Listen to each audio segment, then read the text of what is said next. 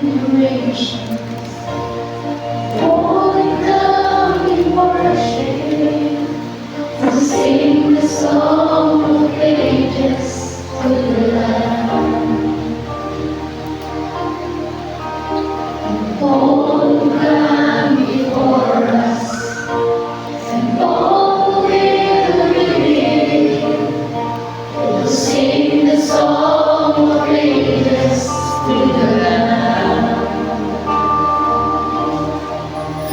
Your name is the highest, your name is the greatest, your name stands above them all.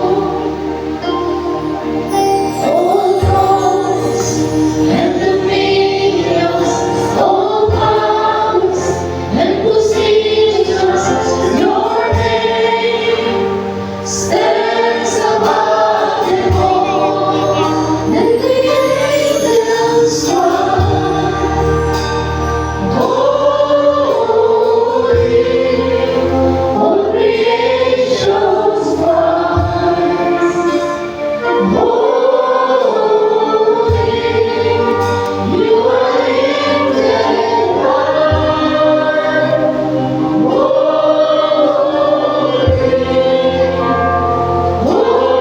forever.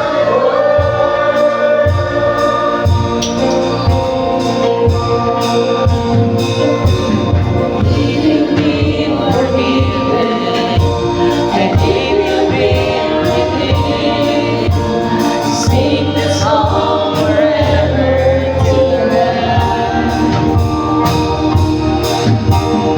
If you walk in freedom, and if you bear His name, sing the song forever to the Lamb. Sing a song forever and amen, and the angels cry, holy, all creation cries, holy,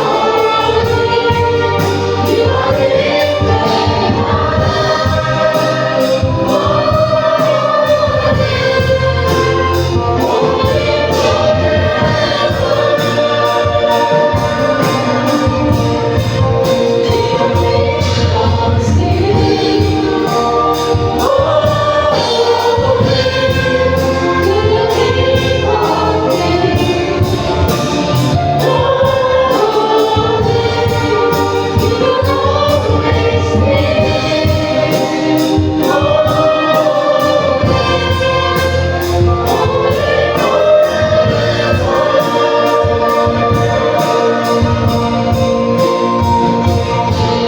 Your name is the highest, your name is the greatest, your name stands above them all.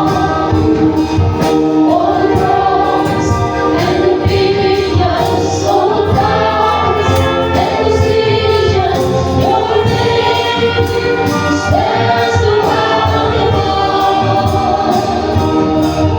Your name is the highest, your name is the greatest, your name stands above them all. All thrones and dominions, all powers and positions, your name stands above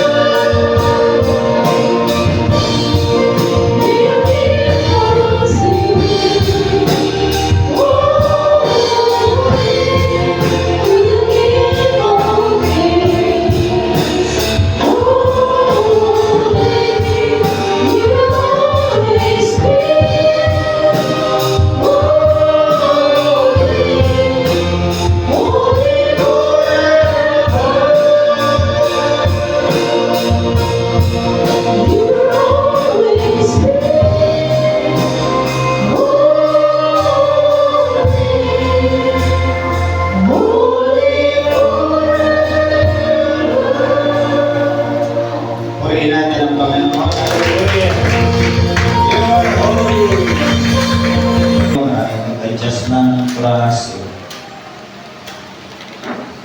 Inagapan na nilang paso. Tayo naman, hindi makapagsimula. Wala po. Sabagay, alas 10 naman ang ito na.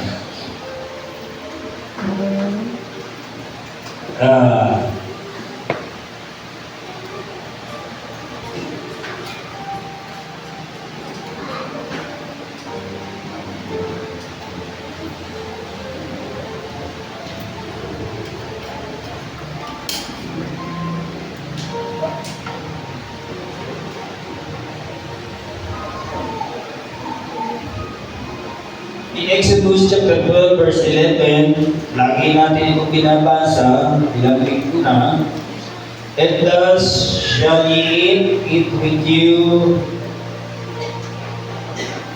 with your lions girded, your shoes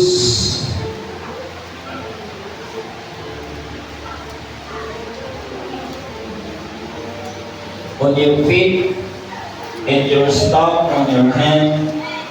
And ye shall eat it in haste in the Lord. It is the Lord's Passover.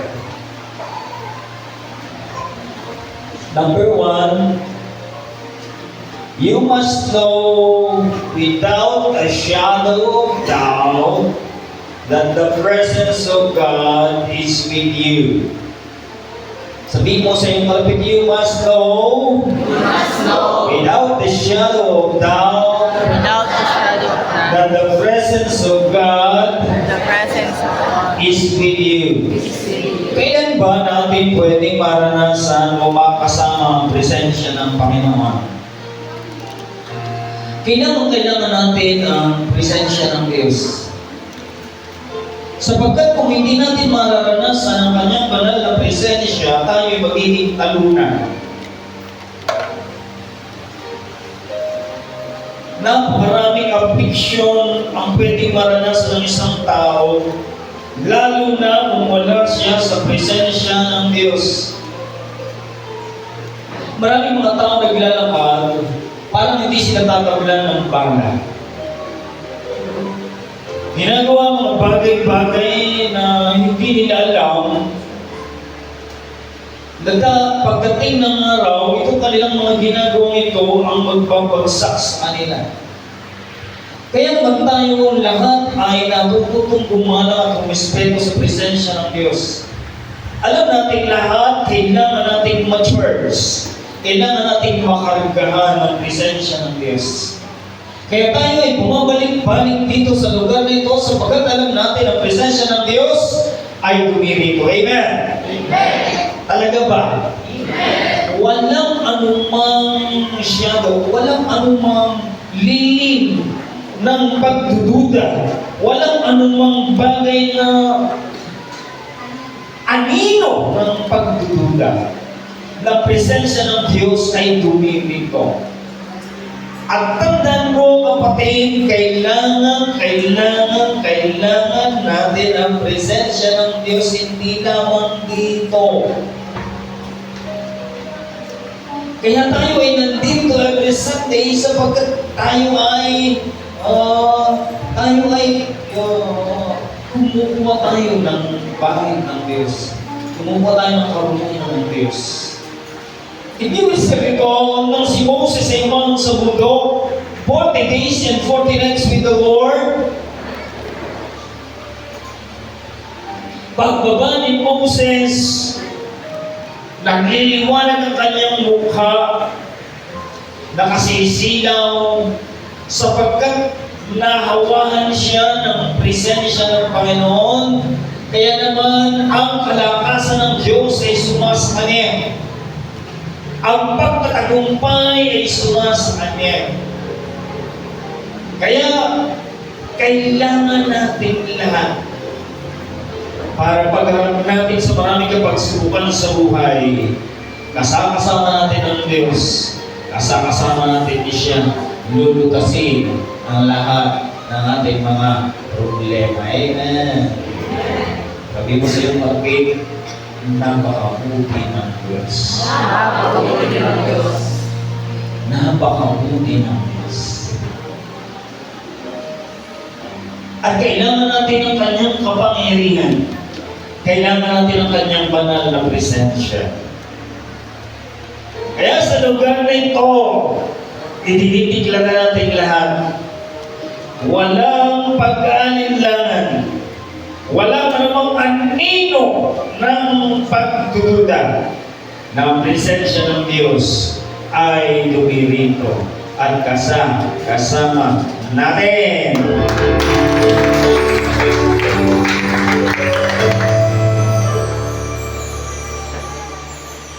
At tayo ay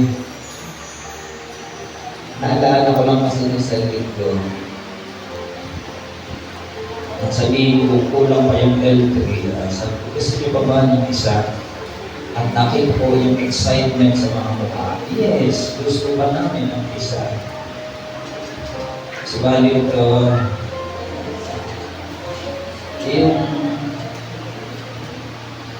yung makabahagi ay video, mayroon ng pagkaalit ka. At tumaloy sa lugar ng Subay at Kinagatan yung pagnanais na yun. Kaya pagka-uwi ay tumatawag sa anak ng prophet at sinasabi, Panginoon, ang Subay na ang buhat mumbong ang hahakbang sa pananampalataya. At kami naman ang magpaplano ng pagkuha ng L3. At may kabahagi po kami sa lugar ng Pulmo. At gano'n, okay, let it flow, let it flow, let it flow. Yun naman, yun nasasabihin ng mga taga-Pulmo, okay, let it flow, let it flow, let it flow. Walang po kontrahan. Minsan kasi may mga kontrabida. Magalak ka pag ang iyong kapatid ay pinagpapala ng Panginoon. Sapagkat bahagi yan. Sapagkat lahat ng creations ng Panginoon ay magdideklara ng kabutihan ng Diyos. Lahat sila ay magsasabi, Holy, Holy, Holy is the Lamb. Holy is the Lord.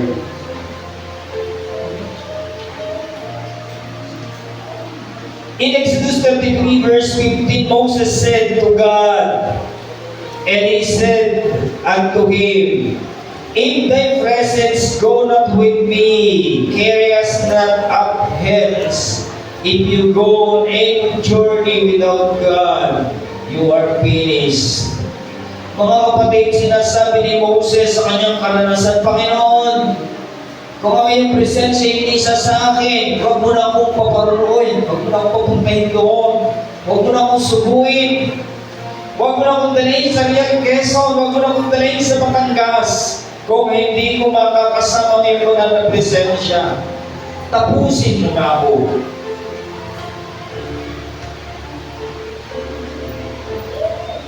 Yun ang sinasabi ng lalaki ng Diyos na may karanasan. Alam nila na ang gawain wala si Kristo ay nakapanghihinayang lamang. Sayang, sayang, sayang ang mga panahon, sayang ang mga taon na ikaw ay nabubuhay kung walang presensya ng Diyos, sapagkat ikaw ay magiging talunan, laging malungkot. Tignan niyo yung mga kalapit, pag tayo laging malungkot, kailangan niya ng presensya ng Diyos. Akala kasi natin sa ating sarili, kaya natin. We go on our way.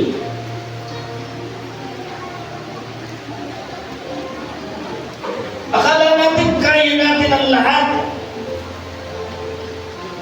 Nasaan ka nang tumatawag ang Diyos? Paikot-ikot po ako sa ilang. Bakit? Sayang ang panahon. Kaya sabi ni Moses, Lord God, if thy presence will not go with me, carry us not up here.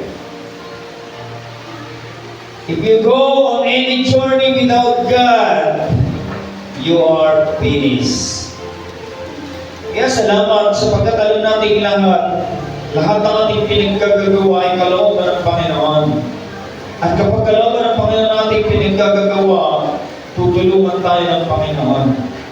So number 1, alam mo na walang bahid ng pag-aalinlangan ng presensya ng Diyos ay sumasama sa atin. Ikalawa, you must know that you carry God's authority with you. Everybody say God's authority. God's authority. Again, God's authority. mga kapatid, as long as you surrender yourself to God, God will give you authority. Kailangan natin lahat yung authority niyan. Sapagkat kung wala tayong authority, napakalaking problema niyan. Ranas na ranas ni Moses na siya ay kasama ng mga Israel, na siya ay lumalakad at sumusunod sa kanya, sumusunod siya sa haliging apoy kung araw, haliging apoy kung gabi, at haliging ulap kapag araw. At minsan sa kanilang paglalakbay, natatrap sila. Nakarating sila sa Red Sea. Ano yung Red Sea? Dagat na pula. At habol-habol sila. At salamat sa Diyos, at siya ay mayroong tungkod. At sa pamamagitan ng tungkod ng Panginoon, kasi nang siya sinunutusan ng Panginoon, ang sabi ng Panginoon sa kanya, anong mayroon ka sa iyong kamay? Yun yung ginamit ng Panginoon, tungkod. Kaya yung tungkod ng una ay ginawang ahas, di ba? At ito naman mga salamangkero, gumawa din ng ahas. Hallelujah. Nagtungkod na ito ay nagsisimulo ng authority. Everyone say authority. Kapamahalaan. May kung kang kapamahalaan, kapatid. Kaya naman, you exercise the authority that God has given you. Tayo ay naglalakbay, na sa ating paglalakbay, there are unexpected problems. There are serpents.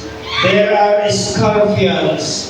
You must know that you carry authority with you. Ako nagawa sa illustration ni Brother Reggie nung linggo, nung Biyernes, dahil ito rin ay pinakita sa akin ng Panginoon. Satan has a plan. God has a plan for you. Maliwanag yun, di ba? At ang plano ng Diyos sa iyo ay pawang mabubuti. Ang tanging na lamang natin gagawin ay hanapin ang daan na ito ng kabutihan ng Diyos. May mga natatagong kayamanan, may mga natatagong mga potensyal, may mga natatagong skills sa ating lahat para ang mga kayamanan iyan ay ating maranasan. But of course, ang kaaway ay hindi naman siya natutuwa. Hindi naman siya nagagala. Kaya siya ay nagpaplano ng kasamaan laban sa iyo. Kaya usually, nagkakaroon tayo ng chaos, nagkakaroon tayo ng problema. Lalo na kung tayo hihiwalay sa presensya ng Diyos. Yung ang tayo na natin doon sa presensya ng Diyos, hindi natutuwa ang kaaway, at gumagawa pa rin siya ng kasamaan laban sa atin. Lalo na sa buhay ng mag-asawa. Sinabihan tayo, huwag lulubog, sisikat ang araw, na kayo ay hindi nagkakasundo. Na ibig sabihin, magsama kayo sa isang bubong. Yun ang utos sa atin, pag tayo nag-asawa, pinagsasama tayo sa isang bubong. Pinahihiga tayo sa isang kama. At pag nagsimula kayong maghiwalay sa kama, dahil yan ang problema.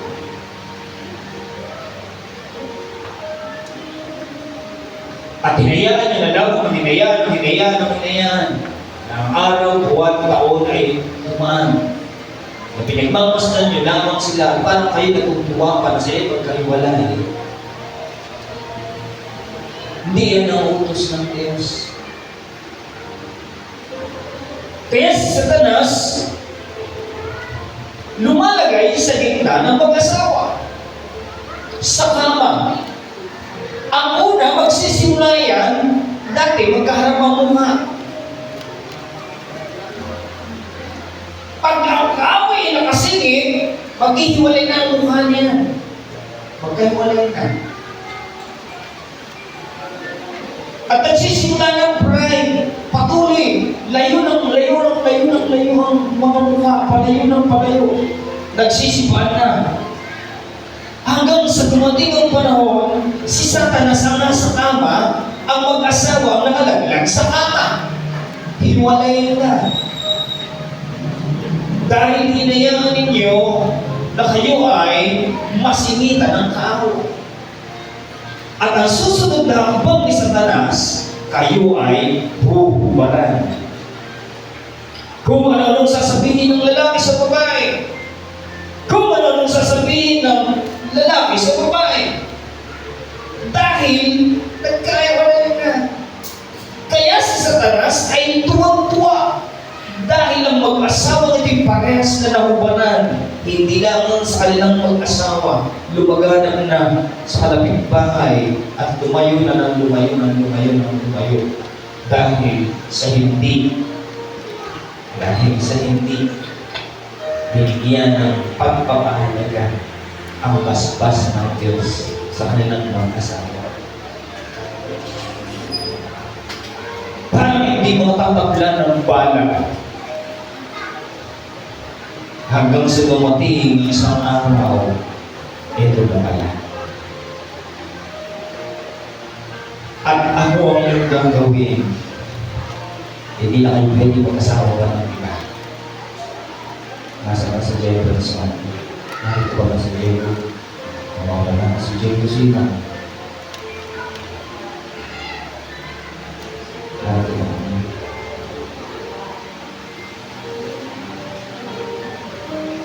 Kaya, ang hirap nung possible, kaya nagkaroon ng age limit ang pag-aasawa dahil yung mga edad na nagkakaproblema na, how much more yung mag-aasawa ka pa ng minutid na. Kaya kailangan ang pag-aasawa ay kailangan mayroon kang unawa na pinasok mo ito, na pag pinasok mo ito, siya na magiging asawa mo habang ikay nabubuhay. Hindi ka na pwede magkakaban ng iba. Amen. Tayo mga Kristiyano, tayo nakapalig sa salita ng Diyos, tayo nakapalig sa kalooban ng Diyos.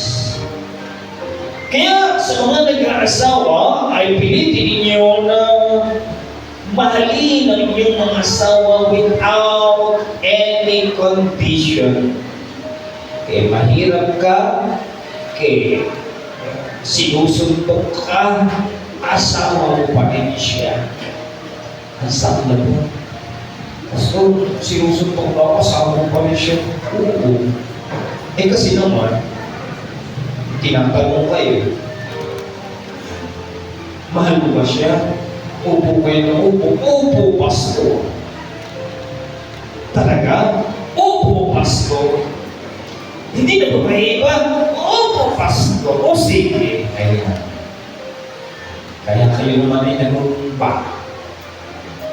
Pinapagin niyo yung pangalan. Ako ayon sa salita ng Diyos, tinatanggap ko si Corina Sanchez.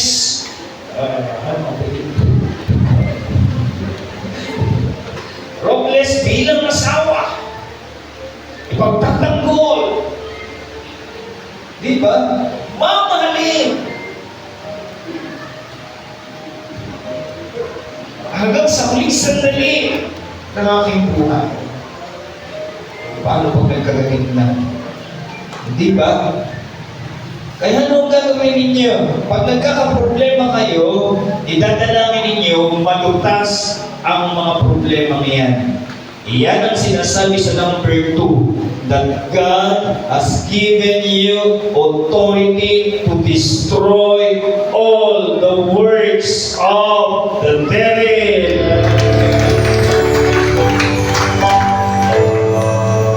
Naghihirap po kami, iyan ang problema mo. Sabihin mo sa Panginoon, Panginoon, naghihirap po ako. Tulungan mo po ako na magkapera. Pagdali mo niya. Lord, sinusuntok po ako. Tinanangin mo ang iyong asawa na hindi ka nasuntokin. Pero yung umanap ka ng iba, hindi iyan kalulunan ng Diyos. Amen. Kaya lagi ko pinaglalapit itong mga adolescent lover. Ano tawag ko? Teenage lover. Lagi ko hinahanap ito. Sila nila, inuwag ko ito. Natakot na. Mas makapal ang presensya ng Diyos sa unahan kaysa sa hulingan. Kaya si Jeremy bahay kagad dahil makapal ang presensya ng Diyos dito. Isang lalaki lamang dito, lutas ang problema. Amen? We don't expect that a pastor will say, iwan mo na ngayong asawa. Walang magsasabi niya. Lagi lang sasabihin ng pastor, bumalik ka sa Panginoon, balikan mo ang iyong asawa, bibigyan ka ng Panginoon ng authority at ng kapamahalaan upang ang iyong buhay ay maging masaya. Kaya nga bawal dito nakasimamot. Bawal dito nakasimamot. Why? Dahil dito, lahat ng problema nilulutas ng Diyos. Kaya nga, ang pinag-isang dibdib ng Panginoon, huwag papaghiwalayin ng tao. Kaya lagi kayong magkaharap. Pag tumatalikod ng babae, patakin niyo ang ulo. Pag tumatalikod ng lalaki, patakin niyo. Maghingahan kayo para malaman ninyo kung nagdudroga ang inyong asawa o hindi. At pag nagdudroga, sampalin niyo agad. Ayoko ng asawa ko nagdudroga. Gusto ko ang asawa ko ay mapamo. Ang gusto ko ang asawa ko kasama ko sa Panginoon. Amen? Kaya pag sino may naamoy mo na iba ang amoy, parang misis ko maglalapit kami, aamoy ng tabit ko. Bakit di mo pumagyan ka na amoy ko? Kung naman, pagbihira ka naman, hindi naman ako nagpapabango. Tinetesting, tinitingnan, inaamoy-amoy yan. Totoo yan. Aamoy-amoy ninyo yung mga asawa.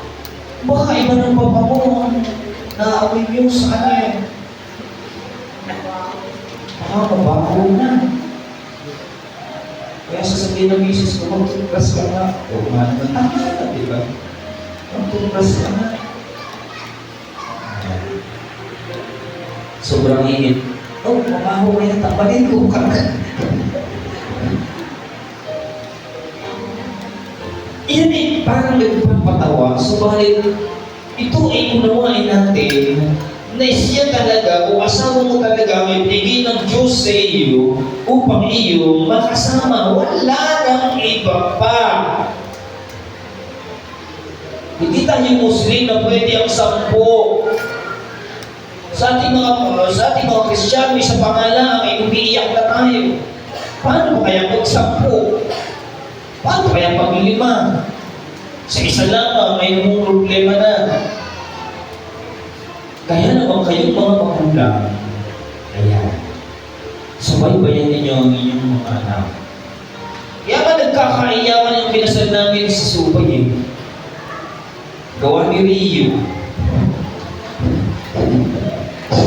Sabi ni Rio, sige, nanay, may 10 ka pa para kasamahan mo ngayong anak. Pagkalipas sa 1 buwan, okay, magsasama na sila mag-isawa sa 1 buong. Hindi na sila makikisama sa mga magulang dahil maraming mga magulang ang sabi sa akin, maraming mga magulang, pakalamera. Kaya itong naman mo na hindi po pwede ngayon kasi di ba? Wala pa mag... Pero pag nasa edad na pwede na hanap, sa ilalim muna kayo na yung mga magulang dahil hindi pa papirmahan ang inyong pagparatan. Gaya sila ng Alserina, dapat yan sumaybayan yung mabuti. Dapat i-tamis na yung pag-ibig kayo. Dapat lagi lalong tumatamis ang kanilang pag-ibig. Kaya pag nag-iisa na, anak ko po, mapakla na ang pag-ibig. Pag pumunta sa church na wala na mga asawa, ay mapakla na ang pag-ibig.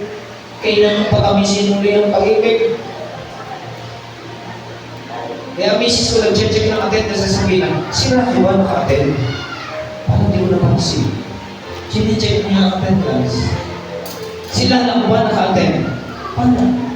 Sine-check ako ng attendance. Lumakad kayo sa tanganan kayo mag-holding hands.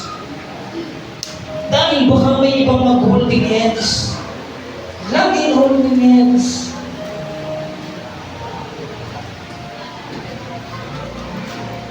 Pag ang mag-asawa yung lumakad ng malayo na, may kaunting problema yan.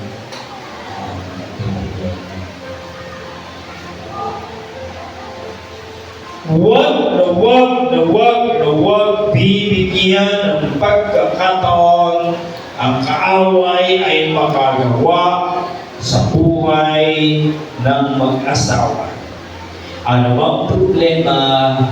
Walang problemang mabigat kung ang Diyos ay inyong kasama. Lalo kayong nagka-problema, lalo kayong lumapit sa presensya ng Panginoon sapagkat sa inyong sarili, wala kayong magagawa sa inyong mga problema. Lalo lamang yan lalala. Kung nais mo malutas ang iyong problema, kailangan mo ng katulong. At ang katulong na iyong kailangan, walang iba kung hindi ang Panginoon na nakakaalam kung paano ikaw tutulungan. Amen. Purihin natin sa Panginoon. Kaya sabihin niyo sa inyong mga anak ang kahalagahan ng kasal. Sabihin ninyo sa kanila. Ipaunawan niyo sa kanila may buong unawa na pag pumasok ka sa isang bagay na yan ay sabi ng matatanda, masyado magalawak, masyado makatali na hangga. Sabi, hindi yan kanin. Na pag nabalot ay iyong iluluwa. Mga matatanda. Akala niyo ba, pag-aasawa, kanin ay susubo? Pag nabalot, iluluwa? Sabi ng matatanda.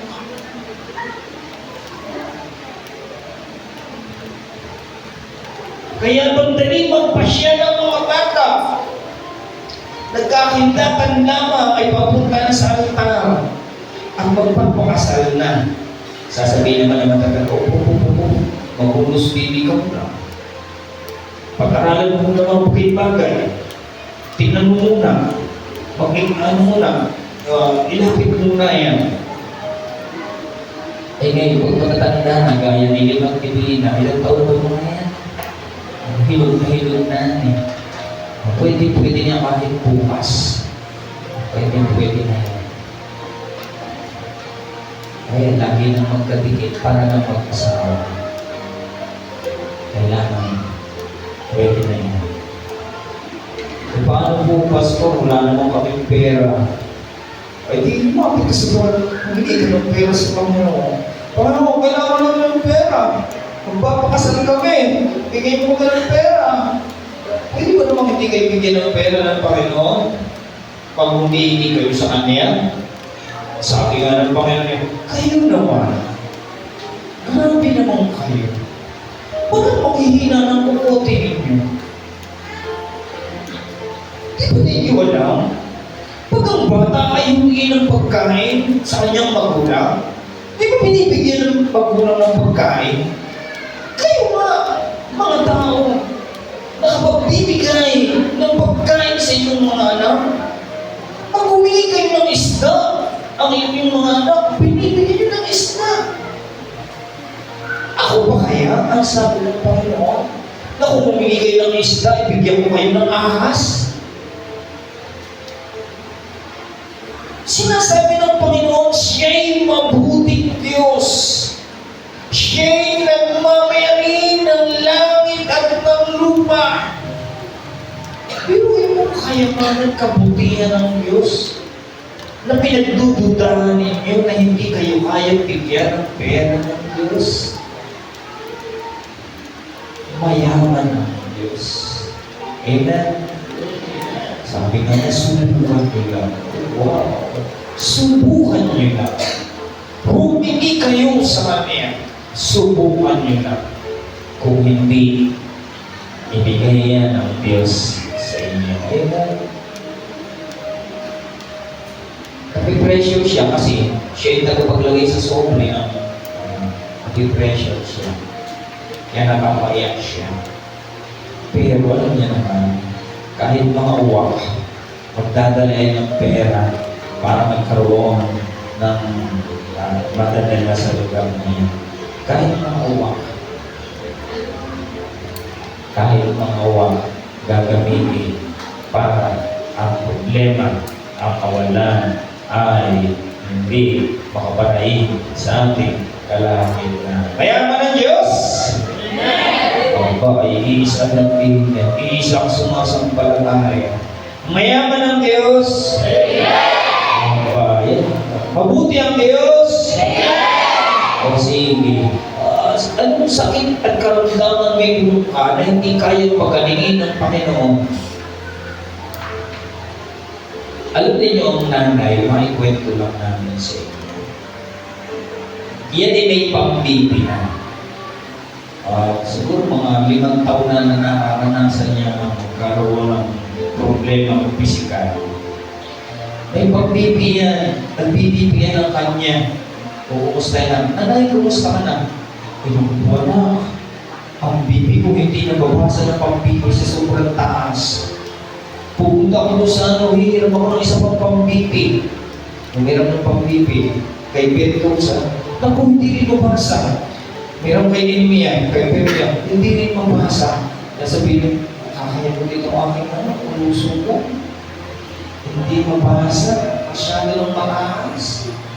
Yung tumagal pa na 5 taon, yung problema ko ay nagulutas hanggang sa may pagkakataon nga na pagka yun may sumasakay na talaga sa kanya, tila 3 doktor na nagpupuntahan mo. Pinapagaling ka ng doktor pagka ayaw mo na binigyan ng gamot kaya hindi makapagpagaling. Kaya kamutan ba namin binigyan ng doktor ng gamot. Pero ang kabutihan nito, nalulutas, gumagaling, nawawala. Parang pinagmamasdan mo ng sasbihan, nang walang tinunod pa ako, ba't di makina? Ano tawag ko? Nanas na manas pa ako. Pero nawawala yun. Dahil may plano pa ang Diyos sa kanya. Napakatagal ng panahon. Nalulutas. Walang sakit na hindi kayang pagalingin ng Panginoon. Kaya kita naman ninyo, hanggang sa siya kukunin na ng Panginoon papunta pa ng Real Quezon. Dahil nga, mabuti ang Diyos. Diyos. Kaya kung may sumasakit-sakit lang sa inyo, at di pa naman kayo mamamatay, gagaling yan. Sigurado yun. Amen. Sabi mo siyang kabi, kung may sumasakit-sakit lang sa iyo, italangin mo lang yan. At kung may plano pa ang Diyos sa iyo, gagaling ka pa. Hindi ka pa mamamatay. Ika'y mabubuhay pa. Kaya nga siya ay nakarating pa ng Buruanga. Sumakay pa sa aeroplano. Kasama niya yung mga may edad sa Taytay at sa Binangonan. At ang plano bumalik pa, tinatanong namin, babalik ka pa ba? Hindi na. Naranasan ko. Gusto lang niyang maranasan, sumakay sa aeroplano. At ang maranasan niya yun, ay siya lang mismo nagpasya. Panginoon, kunin mo ka ako. Kontento na ako sa aking buhay.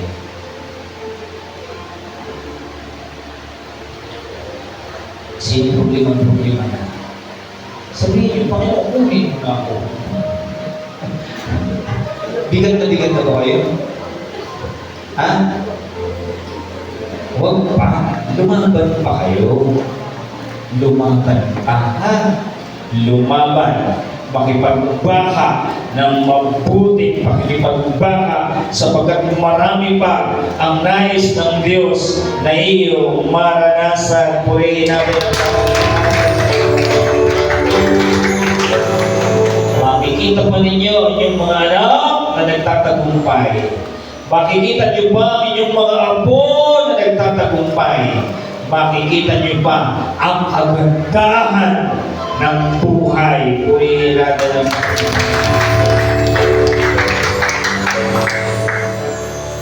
ayan. Late, kailan kayo magpapakasal? Gusto nyo ba ng pera?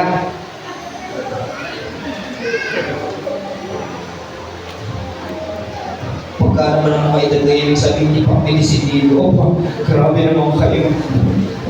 Hindi pa ba kayo desidido niya lagay na yan? Kami desidido na. Kami desidido na. Na huwag niyo lang pagtagalin. Kahit sa kilong baboy lang yan, ang mahalaga, ang basbas ng Diyos ay ating kasama. Napakahalaga ng basbas. Napakahalaga ng basbas. Tandaan mo yun. Napakahalaga ng basbas ng Diyos. Amen.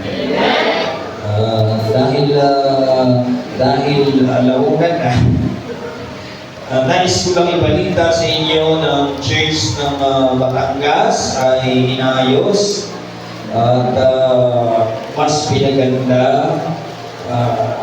Nakita niyo yung church, nagtuturuan pa nga tayo doon. Malawak ng kanilang lupain doon. At may nakitang angas doon sa puno ng pagkasipin. Takot-takot pa naman natin nga doon. Takot-takot namin katuwa doon sa mga cobra daw, nakakita ng cobra doon. Sa sobrang init, naglalabasan ng ahas. Sabi ko ito kung Panginoon ko, Diyos ang aming parang mga bata ay panay pa ng buloon at panay ng sipangalan ng lupa. Kaya mabuti na lago ang ahas na tayo nandun. Tayo malis na ubas ng ahas. Labulabog sila. At yung mga kuripot ay nang dumating ang mga anak ng Diyos, pumunta si na Sister Ocolet, may isang matandang wawanis-wanis doon. At nung pagawag, nagbigay niya sobre 100,000. Anong sabi, Sister Ocolet, idagdag mo sa pagpagawa ng simbahan. Ganon. Kayaman ang mga anak ng Diyos. Amen? Sino kaya lalapit sa akin at sasabihin, Pastor, ito isang daan piso, idagdag mo, pagpili ng isang pang 300. Tapos 10 lamang magdala ng sobre may isang daan piso. May humuli tayo isang 300 kaspa. Kaspa. Mayaman ang Diyos. Hindi nagkukulang ang Diyos. Mayaman ang Diyos. Purihin natin ang Panginoon. We will break the power of hell. We will break the power of hell. Pag tayo ay puno-puno ng problema, ang si devil yung nagtatagumpay sa atin.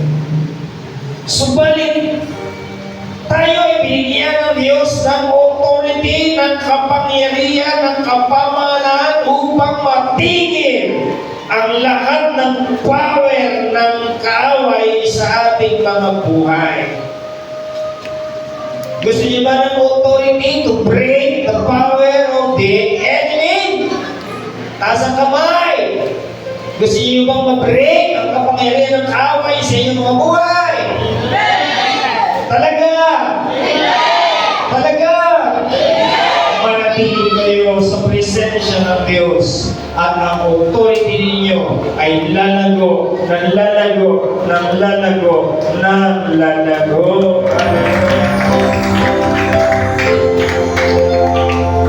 At kapag ginawa nyo yan, you can open the door. Pag ginawa nyo yan, you can take what belongs to you. Makukuha ninyo yung mga bagay na nasa dapat sa inyo yun eh. Dapat kayo ang nagkakamal ng mga kayamanan ng sanlibutan. Dahil kayo ang mga anak ng Diyos. Bakit wala kayo? Bakit? Dapat kayo ang nagbubukas ng mga pintuan ng kalangitan upang ang mga biyaya at pagpapala ay inyong maranasan. But I tell you, that time will come in the name of Jesus.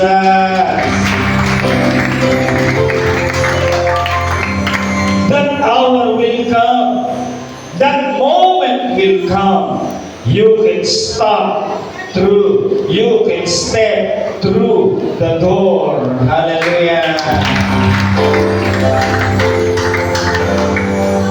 At pag kayo may authority, katulad ng mga alagaan, pag binigyan na kayo ng Panginoon ng authority katulad ng mga alagaan, you can walk on waters. Makakalakad kayo sa dagat katulad ni Pedro na hindi lumulubog. Masakay man kayo sa bangkang lumulubog katulad ni Jerry Goldraneos ng Pangan, nasakay sa bangkang lumubog. 50% ng sakay ang namamatay.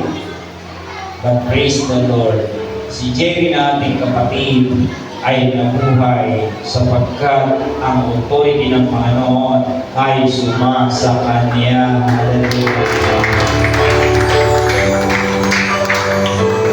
You can walk on scorpions, you can walk on serpents, you can walk on demons, you can walk on problems, you can walk on troubles, you can walk on circumstances, sapagkat ang authority ng Panginoon ay hawak ninyo. Amen? Hindi kayo papangit. Kayo'y gaganda sapagkat alam ninyo kung paano lumakad sa kadiliman. Kayo ay hindi naaano. Lumakad man kayo sa apoy, di kayo masusunog. Lumakad man kayo sa tubig, di kayo malulunod. Amen? Naunawaan niyo ba yun? Naunawaan niyo ba yun?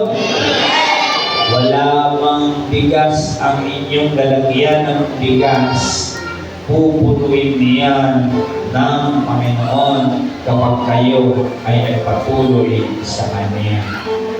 Kaya yan ang salita ng Diyos na dinadala sa ating kalagitnaan. Tayong lahat ay tumuyo.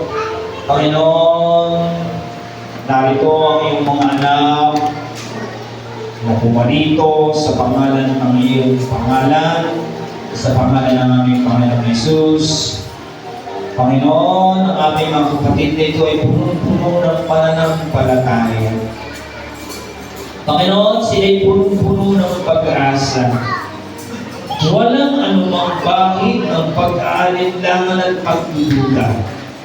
Sila'y naniniwala na ang banal na presensya ay nasa aming kalagitnaan. Kaya naman, Panginoon, sa oras na ito, kami nakikipagkaisa na sinasabi ng iyong salita na kung kami magpapatuloy sa iyong kalooban, kung susundin namin ang pananampalatayang itinuturo mo sa amin, bibigyan mo kami ng kapamahalaan upang kami ay makadaan sa maraming pagsulong sa aming buhay. Kaya naman, Panginoon, tinataas namin sa iyo kalalagayan ng aming mga kapatid, ang kalalagayan ng aming kapatid na si Jefferson.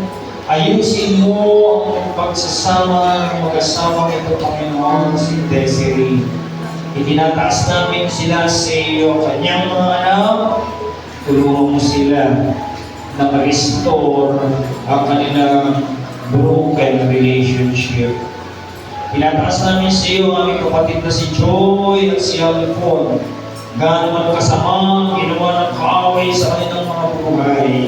Kami dumadalangin na dumating ang araw at panahon na ito ay maisaayos, Panginoon. Kami naniniwala walang bagay na imposible sa iyo. Tinataas namin sa iyo ang aming kapatid na si Eunice na sa kanyang panganganak, normal at maayos na may labas niya ang kanyang anak, Panginoon. Kita mo kung paano silang mag-asawa ay nagtapat, naglingkod sa iyo, Panginoon. Kaya naman, harvest ang inaasahan ng bawat isa sa amin. Na sa bawat binhi na aming niyasin na may pananampalataya, alam namin, Panginoon, ito ay magtulungan. Kaya maraming salamat sa iyo at anumang uri ng sakit at karamdaman sa aming kalagitnaan. Ito'y aming sinasansala and we stop the power of hell in Jesus' name sa buhay ng aking mga kapatid. Anumang sakit at karamdaman kaya aming pinalalaya sa pangalan ni Jesus. Ano ang sasabihin ng iglesia? Kayo'y makipagkaisa. Lahat ng bukol, anong sasabihin ng iglesia? Kahirapan! Apa? Ano ang ginagawa ng iglesia?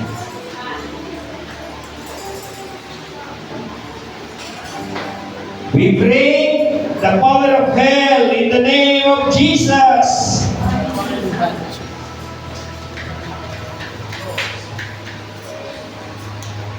Lahat ng bukol, malusaw.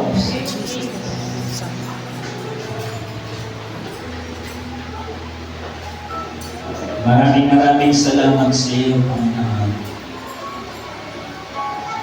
Dumaloy ang iyong kapangyarihan sa buhay ng bawat isa sa amin. At ang uri ng kahirapan kay aming pinalalaya sa pangalan naming Panginoong Yesus.